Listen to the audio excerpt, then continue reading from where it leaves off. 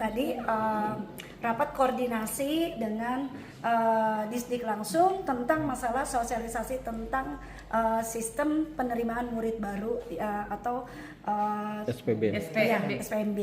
Nah, berdasarkan hasil kesepakatan kami tadi, apa yang dijelaskan oleh Dinas Pendidikan bahwa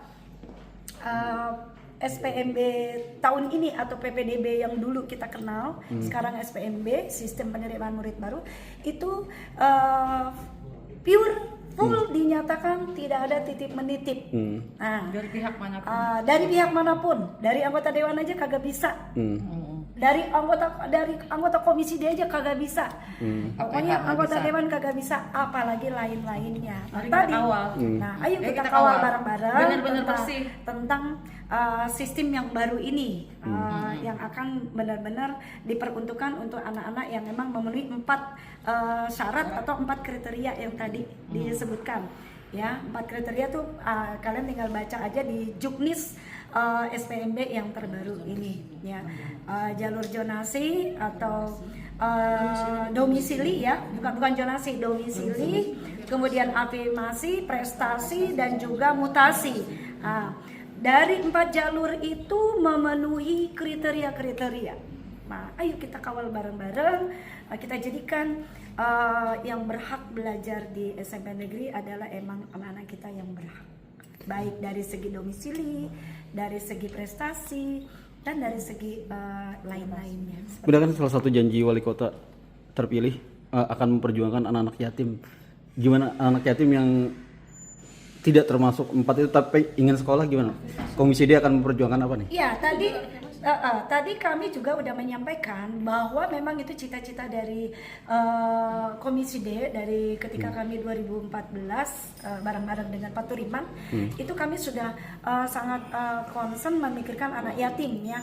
Ini kan anak yatim tadi juga dicetuskan lagi oleh anggota Komisi D kami yaitu Pak Turiman tentang masalah anak yatim. Bahkan kita mempertanyakan, khususnya Pak Turiman tadi mempertanyakan akan membantu untuk pembiayaan atau beasiswa bagi anak-anak yatim yang emang benar-benar membutuhkan ya, bukan anak yatim dalam tanda kutip, bukan anak yatim yang hidupnya mapan, mewah, bermobil, ibunya bekerja dan lain sebagainya, bukan, tapi anak yatim yang emang benar-benar membutuhkan itu. Bahkan Pak Turiman tadi sempat menyampaikan kalau dari pokir-pokir kita ada nggak regulasi yang mengatur untuk titik pokir kita untuk pembiayaan anak-anak, khusus anak-anak yatim yang membutuhkan.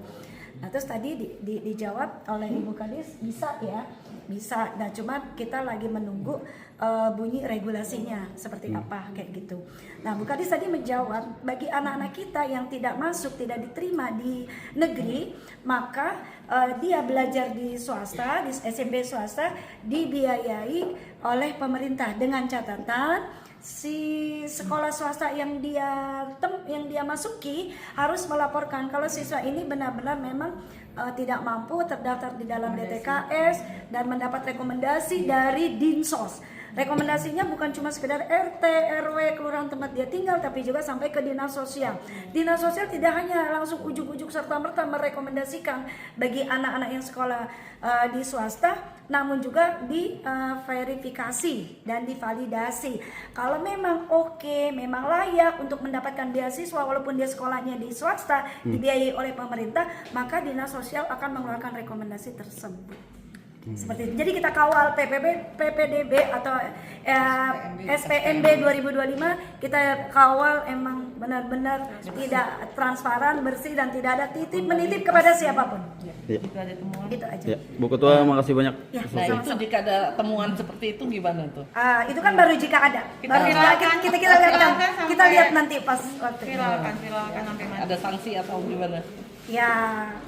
Ya soal sanksi nanti di kemudian hari baru kita. Mungkin muridnya nggak diterima, langsung nggak ditolak ya, kalau ada Kan titipan-titipan. belum kejadian, jadi saya belum Nggak. berani berstatement ya.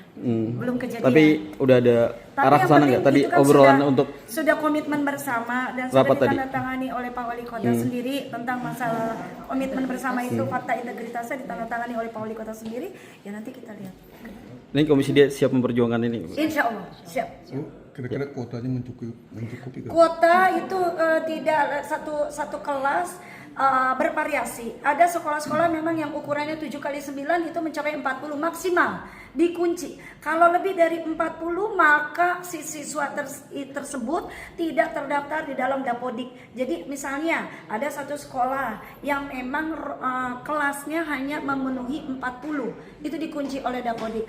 Apabila ada 41 sampai 42 maka yang lebih dari 40 itu atau 1-2 anak itu tidak terdaftar sebagai siswa di secara nasional Dapodik dan tidak terbiayai dan tidak bisa ikut ujian. Dan ada juga sekolah kayak SMP Negeri 2 di dapil saya itu cuma 36 karena dia luasnya tidak mencapai 7x9 ruangannya, lebih kecil karena dulu dia sekolah bertaraf internasional. Bu, kalau kuota sekolah kurang untuk menerima anak-anak gimana Bu? Komisi dia akan seperti apa nih? Ya, kan kita kalau kuota kurang ya kita alihkan ke swasta dengan catatan swasta dibiayai beasiswa anak tersebut. Makanya sekolah-sekolah yang menerima anak itu yang benar-benar memenuhi tidak mampu nanti mendapat rekomendasi dari dinas itu wajib melapor kepada distrik, nanti akan diberikan per tahun 3 juta untuk SMP, 2 tahun untuk SD. 2 juta, 1 tahun untuk SD. Bu Ketua, makasih. Ya. Semuanya makasih.